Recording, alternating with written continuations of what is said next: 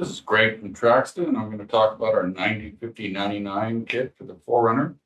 It's been a great kit for us. It's been around for a long time, and it works pretty well. Here it is here.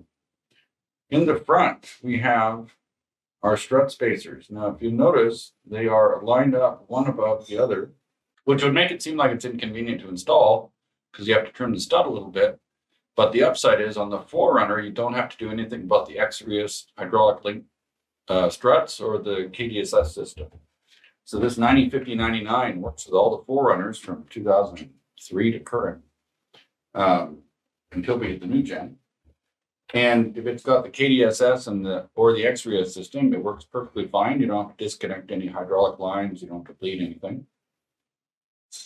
The front has a diff drop, which drops down 1/2 inch. Relaxes some of the strain on your CVs. And in the rear, we have these nice spring spacers that go up to the body, and then the rubber snout comes off, the big bump stop comes off of that. The stock tire on these things is a 265/70/17. It's like a 31.6 tire. And the popular setup is the 285/70/17 tire with a 0 offset wheel. You still have to do some trimming, but it's a really nice look.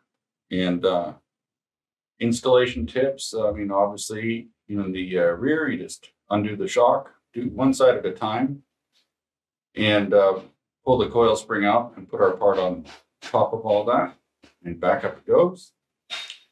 In the front, it's pretty straightforward. Of course, if you've got the X-Reus system, you leave the strut and everything there. You don't disconnect any of the lines, and you'll be quite quick.